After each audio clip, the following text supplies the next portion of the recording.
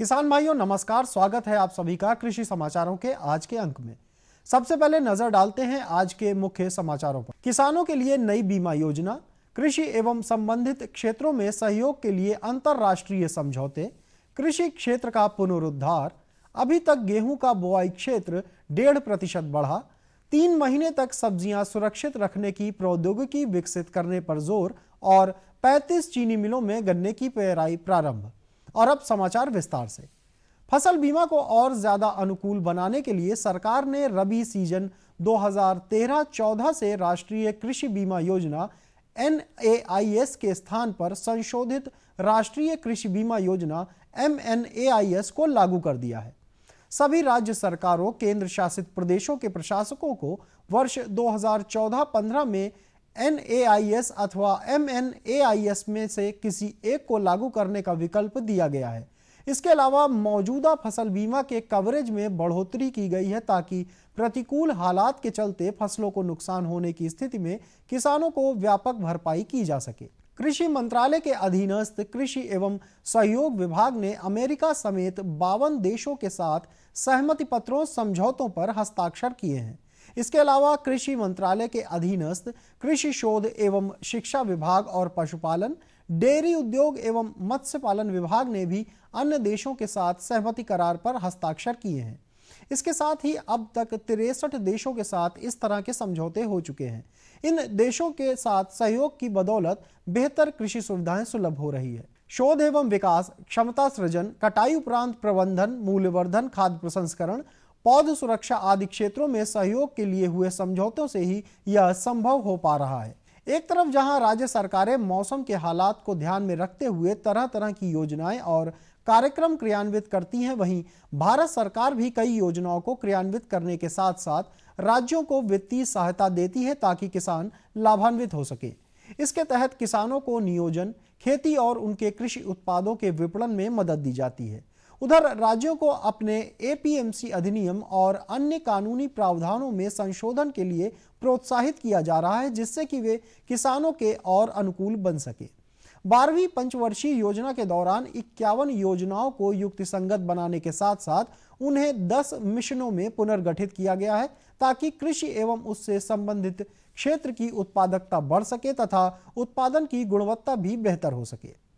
चालू रबी सत्र में अभी तक गेहूं का बुआई रकबा 1.5% बढ़कर 161.57 लाख हेक्टेयर रहा है, जो पिछले साल के इसी अवधि के 159.11 लाख हेक्टेयर से अधिक है। वहीं दलहन के बुआई क्षेत्र में कमी आई है और यह घटकर 95.93 लाख हेक्टेयर रहा है, जो पिछले साल की समान अवधि में 107.06 लाख हेक्टेयर था। इसी तरह तिलहन के बुआई क्षेत्र में भी कमी आई है और यह अब तक 65.07 लाख हेक्टेयर रहा है, जो पिछले साल की समान अवधि में 70.21 लाख हेक्टेयर था। केंद्र सरकार ऐसी प्रौद्योगिकी विकसित करने पर जोर दे रही है जिससे जल्द नष्ट होने वाली सब्जियों को 3 माह तक भंडारण कर सुरक्षित रखा जा सके। सरकार ने भाभा अनुसंधान संस्थान तथा दूसरी एजेंसियों को ऐसी तकनीक विकसित करने को कहा है जहां तैयार होने के बाद सब्जियों को 3 माह तक सुरक्षित रखा जा सके। वर्तमान में देश में जो प्रौद्योगिकी है उसमें 8 से 10 दिनों तक सब्जियों को सुरक्षित रखा जा सकता है। उत्तर प्रदेश के प्रमुख सचिव गन्ना एवं चीनी उद्योग राहुल भटनागर के अनुसार पेराई सत्र 2014-15 में प्रदेश की 35 मिलों ने अब तक गन्ने की पेराई प्रारंभ कर दी है। इसमें से 12 सहकारी क्षेत्र की तथा 23 निजी क्षेत्र की चीनी मिलें हैं। उत्तर प्रदेश सरकार रेशम की खेती करने वाले किसानों को राहत पहुंचाने और उन्हें कृषि की आधुनिक तकनीक के बारे में अवगत कराने की दिशा में पूरे प्रयास कर रही है। देश की जलवायु में रेशम के कीड़ों का संरक्षण काफी जटिल है। प्रदेश को करीब 5000 टन रेशम की प्रतिवर्ष जरूरत होती है। इस समय प्रदेश में 240 विकास खंडों के किसान रेशम उत्पादन कार्य में लगे हैं। उत्तर प्रदेश सरकार की ओर से किसानों को फसलों में अधिक उत्पादन कराने के लिए 5000 से 13000 रुपए तक का अनुदान उपलब्ध कराया जा रहा है।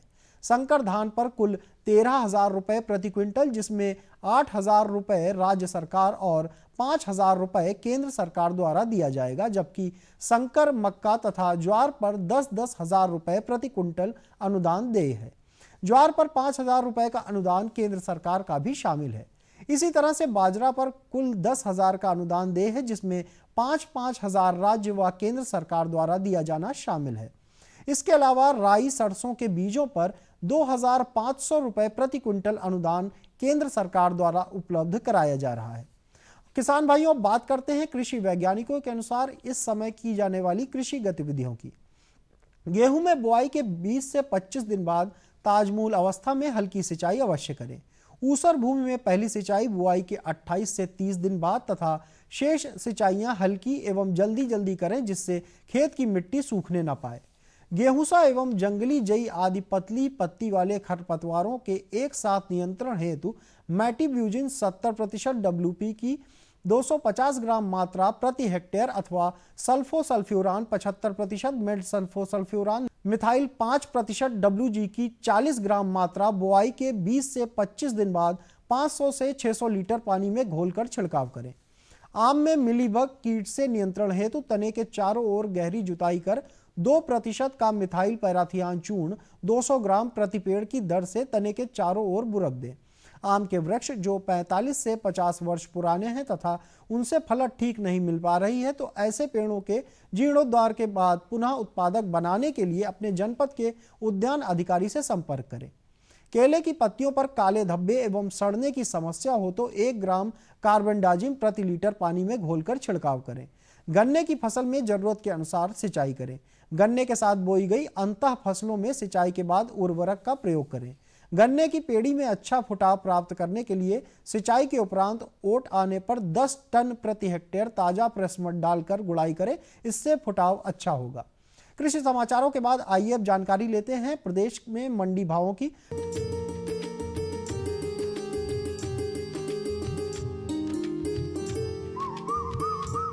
प्रदेश की प्रमुख मंडियों में अनाजों व सब्जियों के औसत थोक बाजार भाव प्रति क्विंटल इस प्रकार रहे।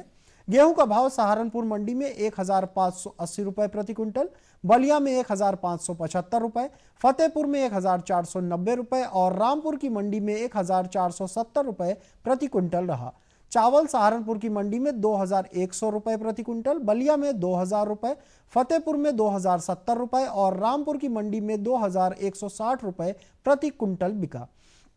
चना सहारनपुर की मंडी में 3,380 रुपए प्रति क्विंटल, बलिया में 3,350 रुपए, फतेहपुर में 3,270 रुपए और रामपुर की मंडी में 3,240 रुपए प्रति क्विंटल के भाव से बिका।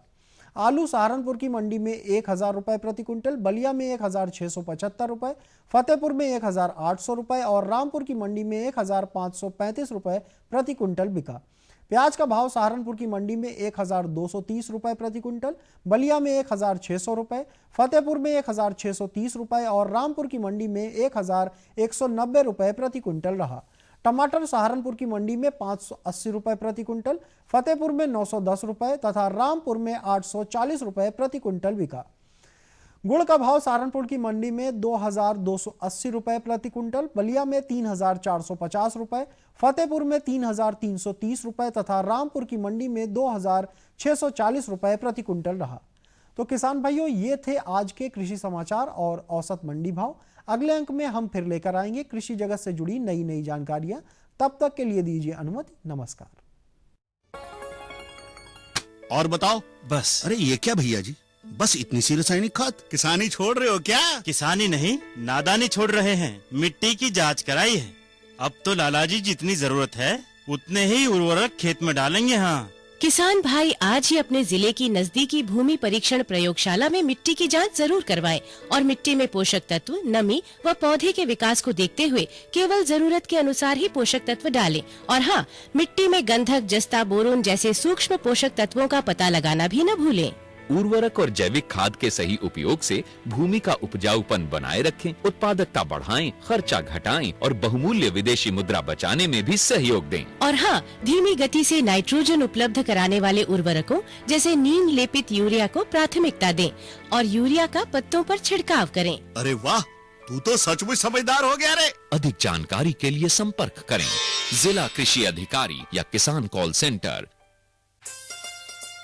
अम्मा खाना दे दो ना। सबर कर गोलू, अभी दाल नहीं गली है। तू फिक्र न कर गोलू की अम्मा, अब की बार अपनी दाल खूब गलेगी। क्या मतलब जी?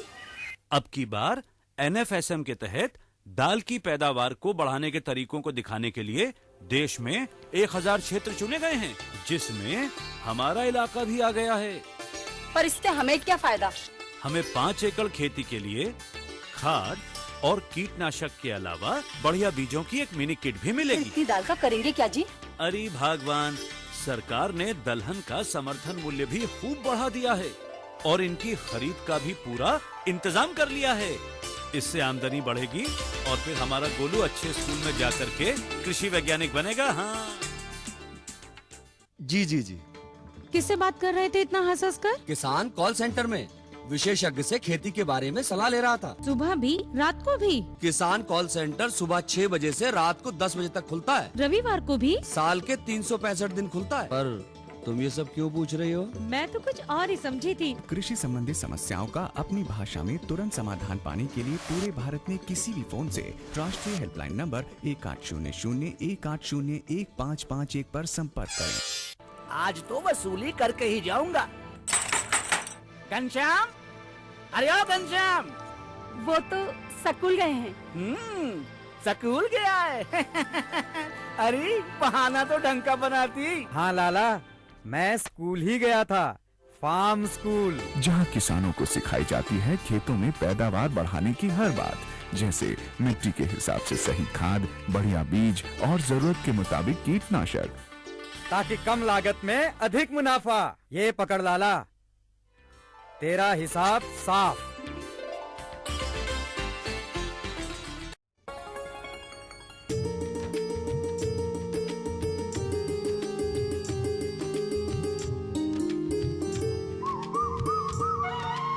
नमस्कार, कृषि समाचारों के बाद कृषि दर्शन के आज के अंक में आप सभी का स्वागत है।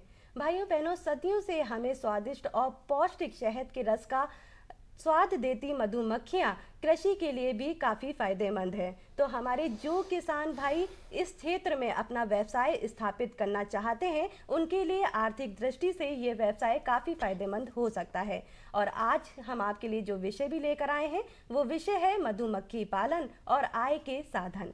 इस विषय पे जानकारी देने के लिए आज हमारे साथ हैं चंद्रशेखर आजाद कृषि विश्वविद्यालय कानपुर के सहायक प्राध्यापक डॉक्टर जितेंद्र सिंह जी। तो डॉक्टर साहब, आपका इस कार्यक्रम में स्वागत है। डॉक्टर साहब, शहद जिसे कि सेहत की दृष्टि से लाभप्रद माना जाता है, तो ये बताइए क्या इसे आय का स्रोत भी बनाया जा सकता है?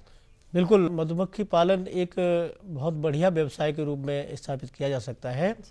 और जहाँ तक इसके लाभ की बात है तो मैं तो कहूँगा कि एक कहावत है, आम के आम गुठलियों के दाम। मधुमक्खी पालन अगर किसान भाई या हमारे बेरोजगार युवक मधुमक्खी पालन का काम अगर प्रारंभ करते हैं तो इनको शहद के उत्पादन के साथ साथ जो हमारी किसान भाइयों की फसलें लगी होती हैं आसपास, क्योंकि मधुमक्खियां 2 से 3 किलोमीटर तक चली जाती हैं, तो आसपास के क्षेत्र में जो भी खेत हैं, फसलें हैं, उनकी भी जो परपरागण वाली फसलें, उनकी पैदावार भी 15 से 20% बढ़ जाती है। अच्छा जी, तो निश्चित रूप से ये दोहरी तरीके से फायदा करती हैं। इसके अलावा अन्य भी मधुमक्खी पालन के कई भी अन्य भी लाभ हैं। वो ऐसे क्या लाभ हैं जिससे कि हमारे किसान भाइयों को ज़्यादा फायदा हो सके? देखिए, मधुमक्खी पालन से आपने बताया शहद मिलता है जी, और शहद कितना उपयोगी है, इसको अमृत भी कहा गया है। बिल्कुल। और जो व्यक्ति, चाहे बुजुर्ग है, चाहे बच्चा है, चाहे हमारे घर में परिवार में छोटे बहनें हैं, सभी लोग इसका उपयोग कर सकते हैं। और बहुउपयोगी शहद, इससे बहुत सारी बीमारियों का भी निदान होता है। तो पहला तो इससे शहद ही मिलता है, शहद का उत्पादन होता है। दूसरा, इसी से एक सफ़ेद पदार्थ प्राप्त होता है जिसको रॉयल जेली कहते हैं, और इस रॉयल जेली की बाज़ार में लाखों में कीमत है, बहुत कीमती उसमें बिकता है, लेकिन बहुत थोड़ी मात्रा में मिलती है रॉयल जेली। इसके अलावा पराग उत्पादन, आपने देखा होगा जो बच्चे कमज़ोर हो जाते हैं, प्रोटीन की आवश्यकता होती है, उनको प्रोटीन के कैप्सूल दिए जाते हैं।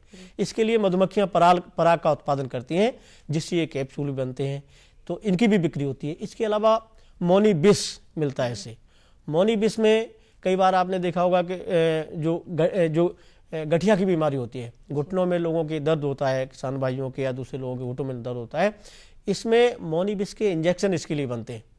कई बार जो है किसान भाई जो मधुमक्खी पालन का काम करते रहते हैं उनको जो है बाद में गठिया का दर्द नहीं होता है। जिनको गठिया की समस्या होती है वो कई बार आपको मधुमक्खी के डिब्बों के पास ले जाकर घुटनों से कटवाते हैं, जिससे उनको जो है इस दर्द में आराम मिलता है।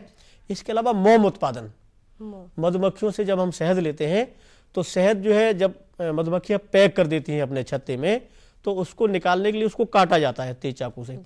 जब काटते तो कुछ उसका मोम निकल के इकट्ठा होता रहता है। इस मोम की भी बिक्री होती है। इसमें बाजार में 200 रुपए के किलो लगभग प्रति किलो के हिसाब से मोम बिकता है। तो इससे मोम बेच के भी फायदा उठा सकते हैं किसान भाई। इसके अलावा मौन वंश वृद्धि, जैसे इस अभी जो है सितंबर अक्टूबर में अगर किसान भाई इसको स्टार्ट करते हैं तो साल भर में लगभग दूने मौन डिब्बे वो बन जाते। जो छत्ते अभी होंगे आपके जो किसान भाई के, साल भर में वो दूने हो जाएंगे। तो उनको बेच के भी आमदनी किसान भाइयों को मिलती है। इसके अलावा मैंने बताया कि फसलें जो पर परागण वाली फसलें हैं उनकी पैदावार भी 15 से 20%, यानी अगर 100 कुंटल पैदावार फसल की मिलनी है तो 115-120 कुंटल पैदावार मिलेगी। तो इस तरह से ये लाभ मिलते हैं। तो डॉक्टर साहब कुल मिलाकर मधुमक्खी अगर हम पालन करते हैं तो उससे हमें कई सारे फायदे हैं। एक तो सेहत की दृष्टि से जैसा कि आपने बताया, दूसरा आपने बताया कि फसलों उत्पादन के लिए कितना 15 से 20% फायदा हो सकता है, और तीसरा अगर वो मोम का करना चाहते हैं व्यवसाय तो उनके लिए भी ये काफी फायदेमंद है। तो ये बताइए कि हमारे जो किसान भाई ये व्यवसाय करना चाहते हैं उनको किन किन बातों का ध्यान रखना चाहिए? बहुत अच्छी बात आपने कही। देखिए जो हमारे बेरोजगार जैसे बच्चे गांव में इंटर कर लेते हैं, बीए कर लेते हैं, नौकरी नहीं मिलती है, तो ये लोग भी अपना इससे काम शुरू कर सकते हैं, मधुमक्खी पालन का काम। और सबसे बड़ा फायदा मधुमक्खी पालन का ये है कि कोई 10,000 रुपये से करना चाहता है तो आप 10,000 से शुरू कर दें। अगर किसी के पास 50,000 रुपये हैं तो 50,000 से कर दें। शुरू में वो कम पैसा लगा के शुरू करें, 1 साल कर लें। उसके बाद जो हमारी बैंक हैं, जो हमारी अन्य संस्थाएं जो क्रेडिट पे मदद करती हैं किसान भाइयों की, तो उनसे लोन भी, तो इस तरह से बेरोजगार बच्चे कर सकते हैं। इसके अलावा एक और खूबी है इसकी, बहुत सारे किसान भाई हमारे ऐसे जिनके पास जमीन नहीं है जी, तो जो भूमिहीन कृषक हैं वो भी मधुमक्खी पालन का काम कर सकते हैं। क्योंकि मधुमक्खी पालन के लिए जो हमारे डिब्बे होते हैं, जो हमारे मौन गृह होते हैं, इनको किसी भी जगह पे, थोड़ी सी जगह पे रखा जा सकता है, वहाँ पर काम किया जा सकता है। इसी प्रकार से हमारी जो ग्रामीण महिलाएं उनके पास भी गांव में पर्याप्त समय रहता है अपना घर का काम, खेती के काम के अलावा, तो वो भी इस मधुमक्खी पालन के काम को प्रारंभ कर सकते हैं। तो किसान भाइयों कुल मिला के अगर आप ये व्यवसाय करना चाहते हैं तो कम लागत में भी, अगर आपकी जैसी भी आर्थिक स्थिति है, चाहे आपके पास ज़्यादा पैसे हैं, उस तरह से आप इस व्यवसाय को आसानी से कर सकते हैं। तो डॉक्टर साहब ये बताइए कि आपने ये तो बताया किन किन बातों का ध्यान रखना चाहिए। जी। इसके अलावा अगर जो मौन पालन करना चाहते हैं उसके लिए कौन सी जगह ज़्यादा सही रहेगी? जी। देखिए मौन पालन के लिए जगह की जहाँ तक चुनाव की बात है तो ये एक्चुअली मधुमक्खियाँ सारा काम स्वयं करती हैं, लेकिन उनको पर्याप्त बढ़िया तरीके से जहाँ रखना है उसकी जानकारी किसान भाइयों को। सबसे पहले तो मैं बात कहूँगा कि जो भी किसान भाई मधुमक्खी पालन का काम करना चाहते हैं वो पहले इसके लिए प्रशिक्षण लें, ट्रेनिंग लें। और इसके प्रशिक्षण के लिए लगभग सभी जिलों में कृषि विज्ञान केंद्र भारत सरकार ने खोले हैं। वहाँ पर इनकी 6 दिन की 7 दिन की ट्रेनिंग दी जाती है। उसके बाद उनको एक प्रमाण पत्र भी दिया जाता है, जिससे आगे वो लोन वगैरह लेना चाहें तो वो भी बैंक से, मतलब उसके माध्यम से लोन वगैरह मिल जाता है। तो इस तरह से अगर करेंगे तो क्रेडिट भी मिल जाती है। इसके साथ साथ जो किसान भाई इसको करना चाहते हैं तो इसके लिए जो सबसे उपयुक्त समय है वो होता है सितंबर अक्टूबर का महीना। अगर सितंबर अक्टूबर के महीने में शुरू करेंगे तो उससे क्या होगा कि फरवरी मार्च तक जो पैसा उन्होंने लगाया है लगभग उसका रिटर्न हो जाता है, वापस मिल जाता है। तो मुख्य एक्चुअली मधुमक्खी पालन में जो मुख्य समस्या रहती है वो रहती है बरसात में। मधुमक्खियों को काम करने के लिए फूल चाहिए, बरसात में फूलों का अभाव रहता है, तो उस समय कृत्रिम भोजन इनको देने की आवश्यकता होती है। तो उस समय जब अगर सितंबर अक्टूबर में किसान भाई इसको प्रारंभ करते हैं तो फरवरी मार्च तक उनको इतना पर्याप्त रिटर्न मिल जाता है कि आगे आगे आराम से वो उसको संभाल सकते हैं। तो इसलिए दूसरा, गर्मियों में जहाँ डिब्बे रखे हैं तो छायादार जगह होनी चाहिए, सर्दियों में रखने हैं तो खुले में रखने हैं। ऐसी जहाँ मधुमक्खी के डिब्बे रखे जाएं वहाँ पर पर्याप्त प्रकाश होना चाहिए और शुद्ध जल की व्यवस्था ये सारी ताजा पानी, शुद्ध जल की व्यवस्था होनी चाहिए ताकि मधुमक्खियों को पानी की भी आपूर्ति उनके लिए होती रहे, ये ध्यान रखना होगा। दूसरा, जहां एक जगह मौन गृह, कई बार देखा है किसान भाई एक ही जगह बहुत सारे मौन गृह रख देते हैं, ऐसा नहीं करना चाहिए। एक जगह पे 50 से 100 मौन गृह, मौन वंश को रखना चाहिए, तो उनको ज्यादा बढ़िया लाभ और ज्यादा अधिक शहद की प्राप्ति मतलब होती है। जितना जो है कम से कम हो, जैसा आपने बताया 50 से 100 उतना जी, रखें, जी, उससे जी, ज्यादा ना रखें। उससे जी जी डॉक्टर साहब, आपने हमारे किसान भाइयों को इतनी अच्छी जानकारी दी इस विषय से जुड़ी हुई, उसके लिए आपका बहुत बहुत धन्यवाद। जी जी।